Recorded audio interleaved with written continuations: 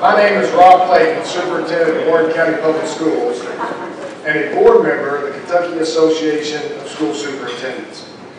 I want to thank everyone for attending, and I would like to begin by introducing our guests behind me, primarily our superintendents. Gary Field, Superintendent, Bowling Green Independent. Jim Flynn, Superintendent, Simpson County Schools. Bo Matthews, Superintendent, Barron County. Cornelius Faulkner, Superintendent, Caverna Independent. Randall Jackson, Superintendent, Allen County Schools. Scott Howard, Superintendent, Butler County. Patrick Waddell, Superintendent, Edmonson County. Paul Mullins, Superintendent, Logan County Schools. Mark Fleener, Superintendent, Russellville Independent Schools. And we have Amy Thompson, Superintendent, Monroe County Schools. Mr. Wayne Benningfield, Superintendent, Todd County Schools. And Doug Robinson, Superintendent, Grayson County Schools. Benny Lyle could not be with us here this evening. He's the superintendent of Metcalfe County, and he's attending a county conference out of state. And then we have numerous board members that have agreed to join us here on the stage. You may be wondering why Region 3 KSBA superintendents have called for a press conference this afternoon. We are here today because we feel that the governor's pension proposal from last week is a personal attack on public school education across our great Commonwealth. We are here today because we stand for our children, and we will be here tomorrow continuing to stand for our children. Education is a state responsibility by our Constitution.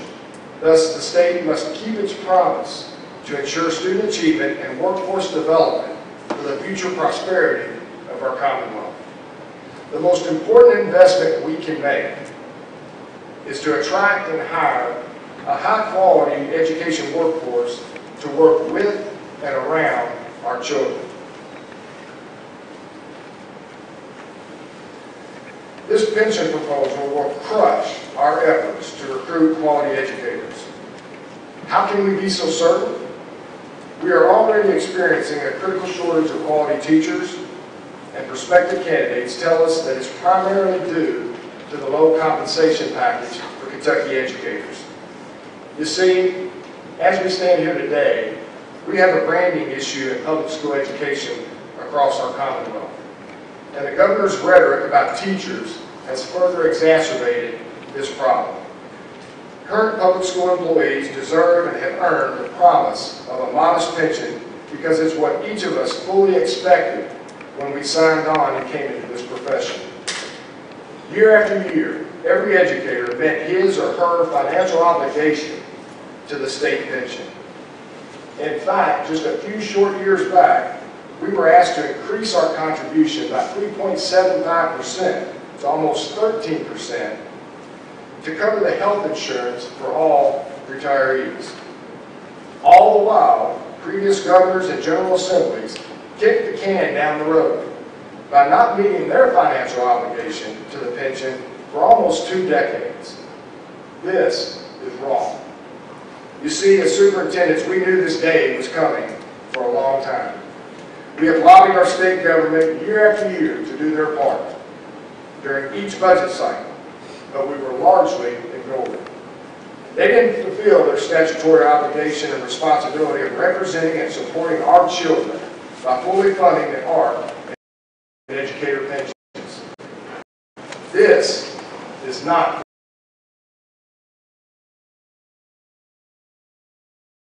fulfilling the promise. The governor and General Assembly made a significant investment in the pension programs last budget cycle, and it was a big step in the right direction. Investment commitment by the governor and General Assembly will continue the slow progress toward the full health of both the TRS and CERS pension systems. In short, educator pensions are not in the crisis that the other state retirements find themselves in. In fact, we wouldn't even be here today if the state met its financial obligation year after year as each and every school employee did.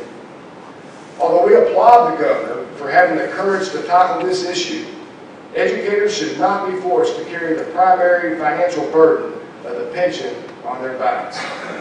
This is both morally and ethically wrong. We did our part. Did you know that this proposal levies a 2% tax on the payroll of every district to cover new certified employees and those with more than 27 years of experience? Who pays for this? You will, with your local property tax.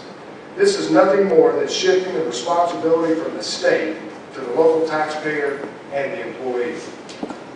Unlike the private sector, educators get no Social Security as a guaranteed retirement supplement. This proposal will provide our most valuable and noble profession without any guaranteed retirement.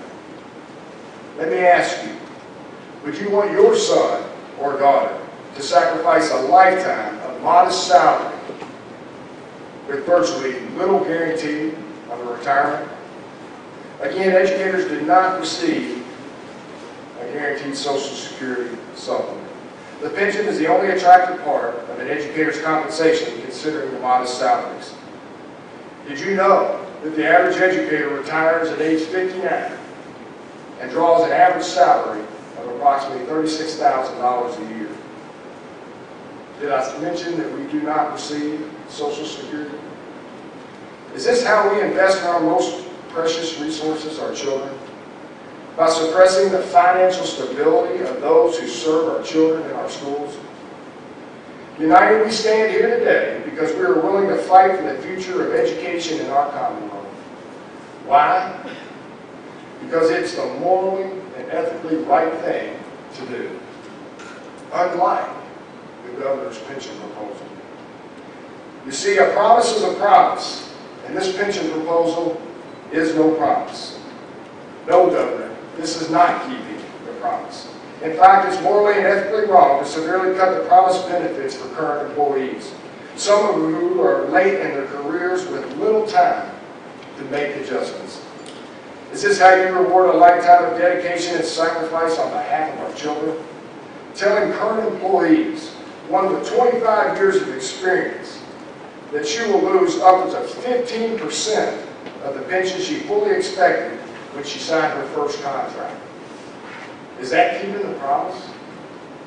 Telling all educators that after 27 years they must leave education prematurely because their family will lose $400 to $500 per month for the rest of the retiree's life? All the while, we leave our public school system void of the most experienced and talented educators who still have many quality years left to serve our kids. Is this how we catch Finland? Kentucky is the envy of the nation with our recent progress over the past decade. Are we truly willing to throw it all away? As a parent, are you willing to allow this to happen to your children, to our community? Will you allow this negatively to impact your child's classroom, your grandkids' classroom? You need to know this proposal would crush an already thin pipeline of future educators. Make no mistake about it. And because of the amount of time and money required to earn professional teaching credentials, it will take a minimum of 4 to 5 years to reverse the trend if we began it today. Perhaps more than a decade. Just ask West Virginia. This is why we are here today. Can our children afford this? Can our community afford this? See, this isn't politics for us as educational leaders. It's all about doing what is in the best interest of our students today and the students of our future. Yes, Governor, I, along with my colleagues behind me, will take a stand to protect our children and our community. In fact, they are counting on us to do so. Before I turn this over to Mrs. Patrice McCrary for her personal story, I do want to recognize 2 representatives who have been able to make it here in the audience today. Representatives Jody Richards and Wilson Stone. We have known for a long time that both of these gentlemen are strong advocates for public school education, and we thank you. I also want to mention that our other local legislators wanted to be here tonight, and some are en route as we speak. Representative Jim DeCesare, Representative Michael Meredith, and Senator Mike Wilson. I am personally grateful to each of them for publicly acknowledging that they would not support a pension bill that reduces the benefits for current school employees. Unlike our governor, they have committed to fulfilling the promise. At this time, please join me in welcoming the 2003 Kentucky Teacher of the Year, past KDA President, board member, USA Today All-Star Teacher, Kentucky Teacher Hall of Fame member, National Teacher Hall of Fame member, Mrs. Patrice McCrary.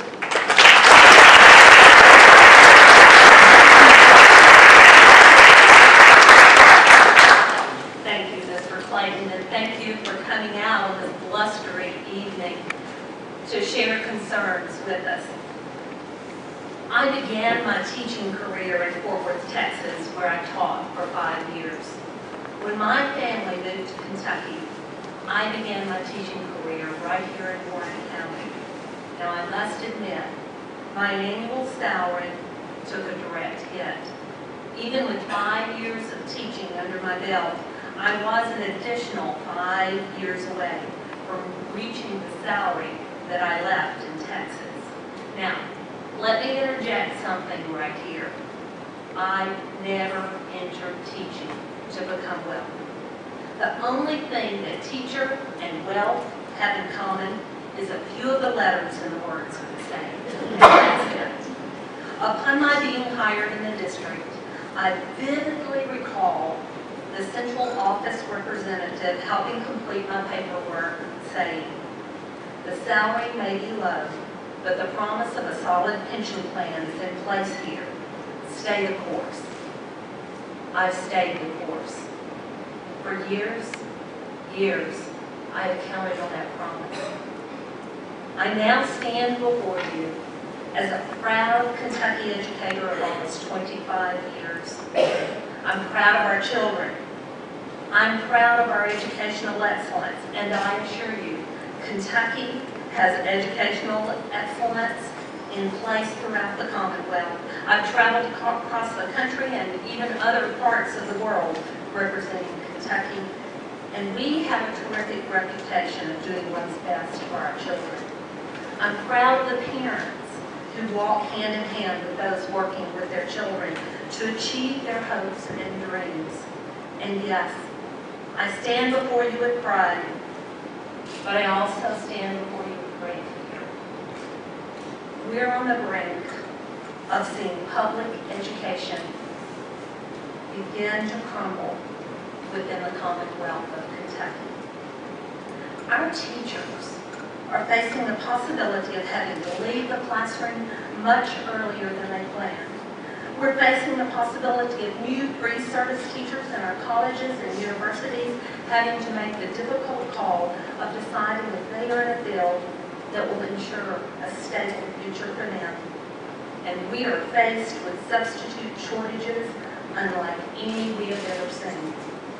For my entire teaching career, I have mentored pre-service teachers, those teachers who are in college preparing to become teachers.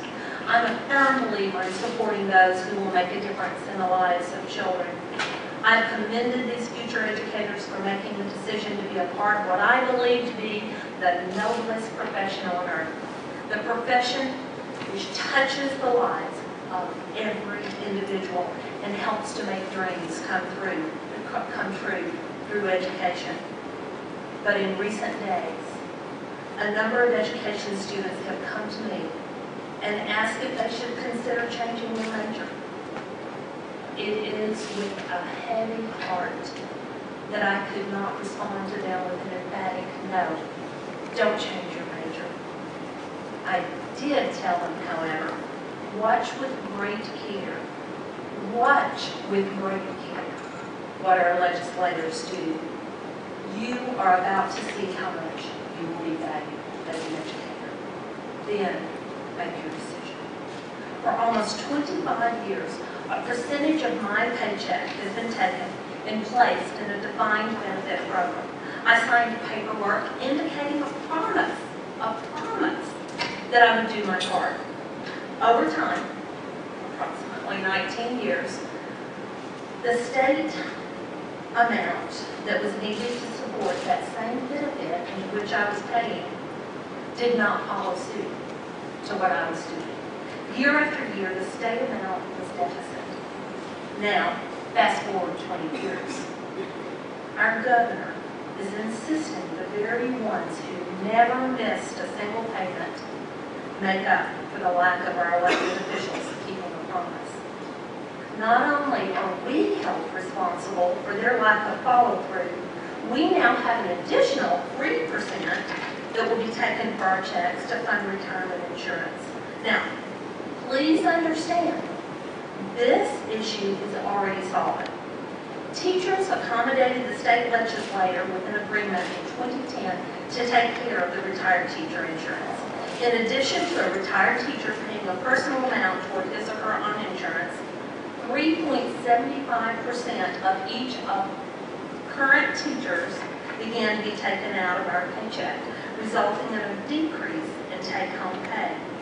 But to do our part to secure our future health options, we readily did it.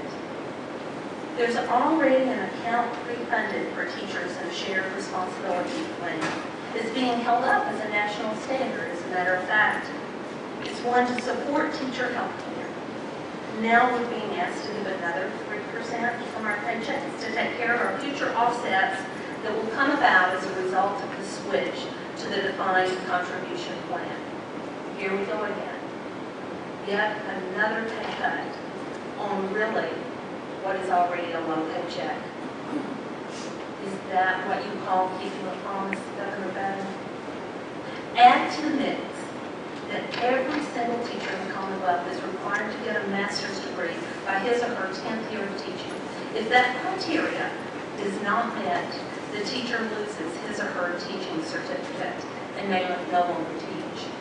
Thousands and thousands of dollars come out of the pockets of our teachers just to keep their Kentucky certification. More money drained from a small salary. Moving our retirement plan from a defined benefit plan, a pension format, into a defined contribution plan, a 401k style, is a disaster in the making for our future, current, and retired school employees. It is morally and ethically wrong. If you would like more proof, simply look to our neighbors to the northeast, West Virginia. I would like to reference a case study by the National Institute on Retirement Security. West Virginia did the exact thing that our governor is proposing. Both systems began to fail within 10 years. The state had to do an about-face and return to the defined benefit plan and find alternative funding resources. Other states have watched and learned from West Virginia's experience. And yet we are obviously prepared to dive headfirst into the same catastrophe. I would like to speak a moment to the parents of our students. For at least 13 years of a child's life here in Kentucky, or if a child is in our public preschool, your child is nurtured, protected, transported, fed, and educated by public school employees. For over 7 hours of the day, your child is safely in the hands of these people.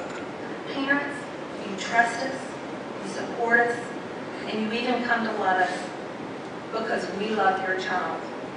We want a strong future for each and every child, and we work each day toward that goal. If this pension plan goes into effect, the teachers of the Commonwealth will be faced with making some very difficult decisions. As much as we love our children, make no bones about that, we love our children, we must also consider the needs of our own family and our own future years. And wait, there's more. Another of the changes, parents, that can directly impact your child involves a restriction of the number of hours per month a retired teacher can work in the public sector. That means if your child's present teacher must take a leave of absence due to the birth of a child, an illness, or any other situation that calls for what is considered a long-term leave, 3 weeks or more, a retired certified teacher will no longer be able to substitute in those circumstances. Our substitute crisis is about to increase. At this point, the restrictions being placed on our retired teacher force will result in double the number of needed substitutes in our systems. We are already at a deficit in that number. With our governor urging our teachers to take our sick days, rather than as he put it, hoard them, we will fall deeper into a deficit. Clearly, we need to find a solution for additional funding to correct that ailing system. Not a single person could disagree with that statement. Putting the burden on our public school systems and our children is not the moral or ethical answer. Parents, please take a moment to contact your legislators in support of our public school employees. Call, email, write. This is the greatest support you can give teachers, all public school employees, and yes, your children. The phone number is 800-372-7181. Now, to our community members in general, you too will feel the brunt of a broken promise made to teachers. We are facing larger class size, less qualified teachers, and on the economic side, less money being spent in our area by our retired force. To the parents of our students, to the grandparents of our students, to the aunts, to the uncles, any of our students, past, present, or future, please secure the children's future education by contacting your legislators. Call, email, write. This is the greatest support you can give teachers and public employees at this time. The number to call is 800-372-7181. Now to the teachers and all public school employees, cafeteria workers, bus drivers, assistants, all of the people who gather those children to them and do what is best for them every day. To all of the retired teachers, to the present teachers, to our future teachers, this is what I have to say. Do not sit idly by and wait for others to fight the fight for what's right. Pick up your phone, call your legislators, send emails, and even better, write a personal note to your legislators letting them know how this impacts your circumstances. You are the ones who elect your representatives. And in case you missed it, that number is 800-372-7181. Finally, to the legislators. The message teachers and other public school employees would like to send is this: we will be watching. We will be watching how you respond to this crisis. We will follow how you vote and where you show your support to the educators of this great state. We will use our voice. We will use it at the polling place. In 2018, when 100 representatives are up for re-election and 34 senators are seeking to remain in office. We promise. Now, continue letting your voices be heard.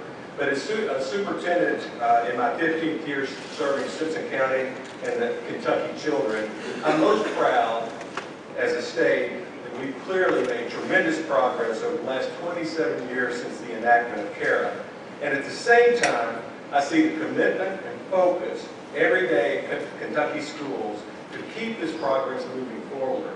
And you know what it's on. It's on what's best for our students. You see, educators come into this profession to make a difference in the lives of young people. And I can assure you that none of us came into this profession for the money. In fact, I'll share a personal story on my own journey. You know, I faced a time when I thought I might have to leave education. I was a young teacher at Greenwood High School. I had 2 young children of my own at home. And I was concerned that I might struggle to provide them with what my wife, a teacher at Briarwood Elementary, and I had dreamed when we started our family. But I was passionate about what I was doing, and I loved the kids. And in the end, I made the choice to stay, and the promise of a secure retirement at the end of the service was a big part of my personal decision, and I'm glad I did it. I've heard the same story from countless numbers of educators over the year. Some we lost, but many we kept. And the quality of our pension, I assure you, is a big factor. I'm still passionate about what we do as educators and love our kids. You know, education's not for everyone. However, those who are called do amazing work every day in our schools across this area and the entire Commonwealth. And when we talk about doing right by our kids, it's really about attracting high-quality people to work with and around our students. We have some amazing people working in Kentucky education. People like Patrice McCrary and many others who should not be faced with choosing the career they love and what's best financially for them and their families. And we contend that the Teacher Retirement System, TRS, and the Classified Employee Retirement System, CERS, are not at the crisis point some of the other systems face. We believe these systems are salvageable and sustainable. We believe and stand ready to work with Kentucky legislators to find a solution that will preserve the promise of a great education for Kentucky's children and a secure retirement benefit for Kentucky educators and support staff. In the proposal that Governor Bevin just shared recently, there are recommendations that, if approved, will break the promise and have a devastating impact on the education system in our state.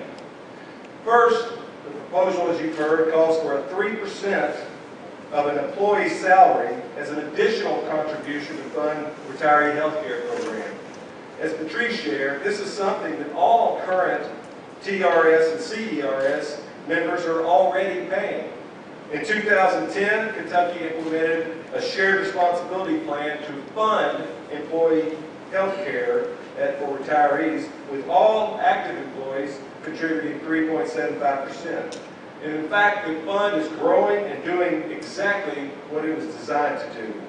To add an additional 3% to this is simply a pay cut for our staff without any justification of why it's necessary. I ask you, is this keeping the promise? Another proposed part of the governor's plan states that future retirees will be required to suspend their pensions to accept full-time positions in the public sector for the duration of their reemployment. This provision will cause a great financial difficulty to our districts, particularly with substitute employees and particularly long-term subs. You know, imagine your child or grandchild in a classroom when the teacher's out for a long-term stint or a maternity leave or a surgery or something like that. With this provision, a retired teacher, our greatest resource among substitutes, will be unable to serve. When schools and districts find themselves in need of a teacher, principal, superintendent, or other position unexpectedly during the school year, you know, our best option, and most of the time, really our only option available, is our retirees who come back to serve in these roles. This provision will prevent these important interim appointments. Many state agencies, such as universities and educational cooperatives, use retirees and to tap into the experience, wisdom, institutional and historical knowledge these folks bring back to public education. Be it serving in a classroom, running a school, delivering professional development, or training the next generation of teachers, principals, and superintendents, these folks are a tremendous asset to our students and schools. And finally, think about this. We've invested a great deal in these people. We provide at least 4 days of professional development annually for every educator in Kentucky. Over 27 years, these days alone are worth over $29,000 per teacher. Not to mention the cost of trainers, materials, subs, and additional time through job-embedded and other professional learning days many schools and districts provide. This investment for training could easily be over $50,000 per teacher over their careers. and we want to send them to the House? Is this keeping the promise? Governor Bevin is recommending freezing all cost of living adjustments, or COLAs as they're called, for 5 years for all existing retirees. Additionally, future retiree COLAs will begin after 5 years in retirement. Just to put this in real numbers, for example, a 60-year-old retiree with a $3,000 a month pension stands to lose about $71,000 over her lifetime due to this freeze. Now this is just wrong in so many ways, particularly since TRS members prepay these COLAs as part of their retirement contribution over their careers. I ask you, is this keeping the promise? The proposal says that the use of a high 3-year at 55 for retirement calculations and the accrued sick leave provisions for benefit calculations will expire for members on June 30th, 2023. Now these policy practices are working, as evidenced by the fact that the average retirement age in TRS has increased to 59 years old with just over 30 years of service. So think about this. Our most experienced and well-trained staff serve students longer. Thus, they pay into the system longer at a higher salary, in fact, at the end of their careers, and receive payouts shorter. It's easy math, and it's a win-win-win. Students win, the state wins, and our education systems and staff win. It's taking these provisions away, keeping the promise. And finally, I want to speak to the proposed provision that caps an educator's service in the defined benefit program at 27 years or age 60 and moves them into a defined contribution program if they want to continue working. First, we know currently that most educators work well past the 27-year minimum to qualify for full retirement. Therefore, the 27-year cap is not meeting the promise most had planned for. In conjunction with the expiring benefits of accrued sick leave and the high 3 years calculation at 55 years of age policies, many educators who have 21 years of experience today or above will be forced to retire in the next 5 years or make huge financial sacrifices to continue working in Kentucky. Making the problem even worse is the fact that a defined benefit contribution plan really only works as a long-term retirement strategy due to the compounding effect of interest earnings. Late and mid-career educators will not have the time to benefit from this compounding effect. It's my belief that many educators will retire and seek employment elsewhere. In fact, I've had many who have already told me personally that if this passes, they will have to retire. Who wins in this provision? Probably surrounding states, right? And border counties like mine, in particular, will bleed educators to these states, and they will accept, with open arms, our well-trained, experienced educators who are school-ready from day one. Is this meeting the promise? I'll close with this. It's already been said, we face a daunting task in this economy to attract high-quality people to our noble profession. College and education enrollments are down about 35% nationwide, with Kentucky trends mirroring this. Our important partner, WKU, long noted for the quality educators it produces, has also seen declines in its education students. I was speaking with Dale Brown, former superintendent here in Warren County recently, and he shared in his work of going around and talking with students in this area about WKU, that many are asking if they should even go into education. because of these pension issues. Our young people are smart and informed. If we turn them away because the profession and the people in it are being devalued in this debate, who's going to teach future generations? So I remind our legislators and members of our communities, the promise of a secure retirement is part of the equation. The system, since it became operational in 1940, is actuarially sound, and it works when all parties make their investments.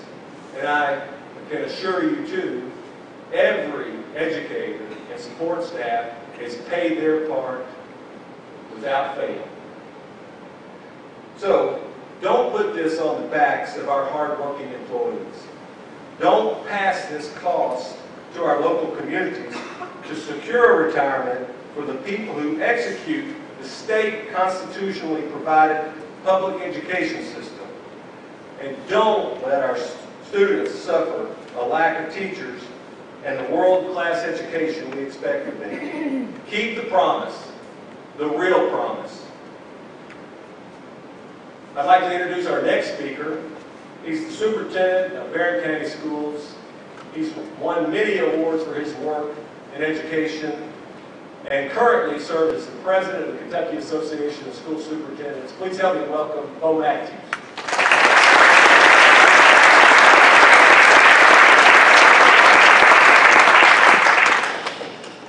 Thank you for your attendance this afternoon. I'd like to begin by thanking each of you for listening to the voices you've heard from the stakeholders. You've heard that public education is something that is vitally important to every person who can hear my voice. I'd also like to commend the governor for tackling the issue of pension reform. It has been a predicted storm that is now upon us.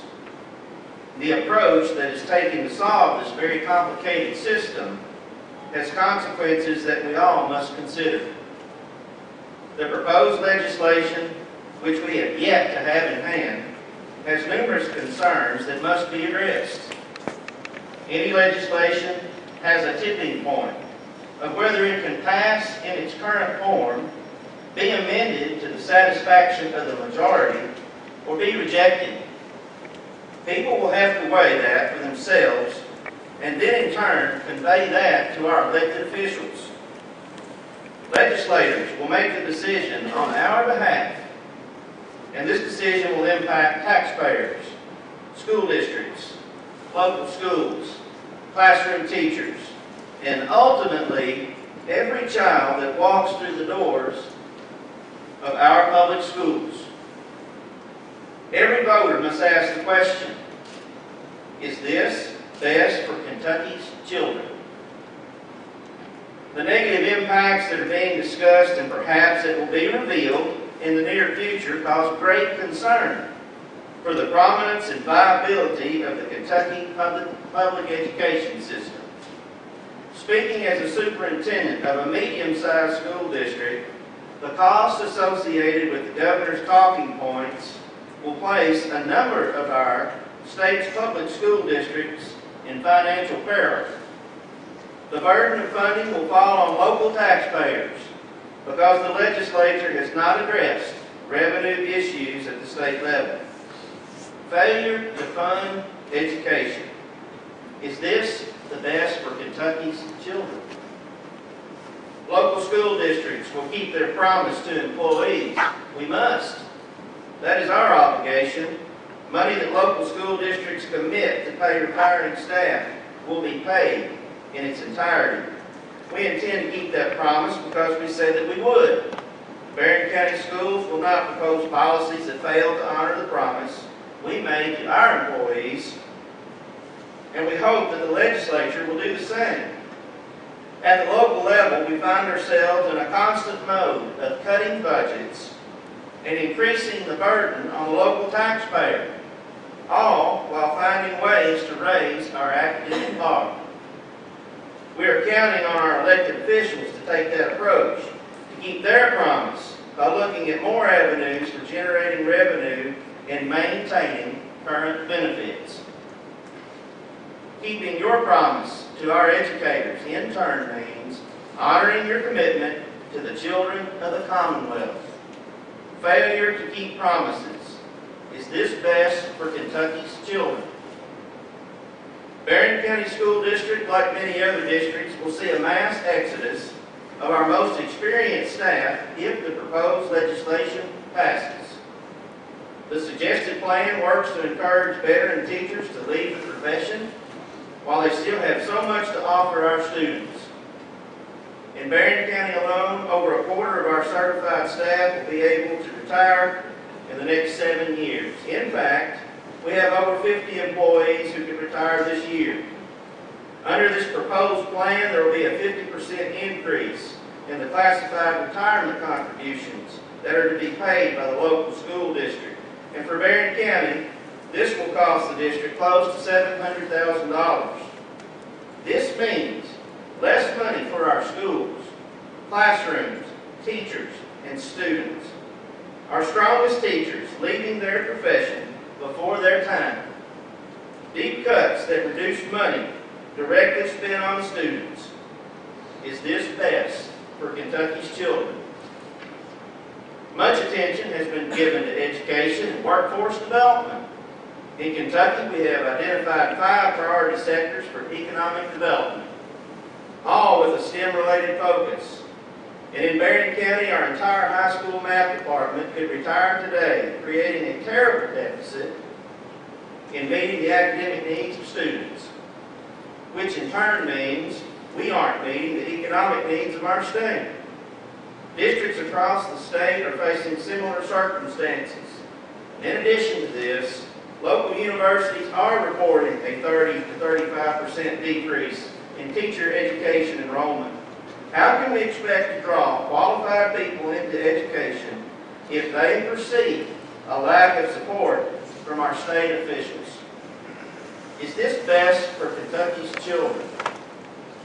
The proposed legislation hurts certified and classified employees, both current and retired. Frozen cost of living adjustments could potentially decrease the current average retiree's income by as much as $75,000 over the course of a lifetime. You've heard those comments mentioned here this afternoon. Current classroom teachers who plan to retire in the next 5 years will lose up to $48,000 over each 10-year period of their retirement. The proposed legislation discourages retired teachers from returning to any state job, and yet there is a shortage of workers in the state. Negative economic impacts across the state. Is that best for Kentucky's children? We all know that education is an essential part of the pipeline to growing Kentucky's economy. We all know that public education is the great equalizer that gives our children the hope for social mobility and a bright future. We all know that qualified teachers are the greatest predictor of a child's academic success. And as we work to solve these problems, we need to ensure the steps we take will not dim the bright future we all want for the children of the Commonwealth. I implore you to carefully weigh these decisions, not only against bottom lines, but also against the well-being of our public schools and their ability to serve all of Kentucky's children. I thank you for your attention, and I'll turn it over to Mr. Rob Clayton.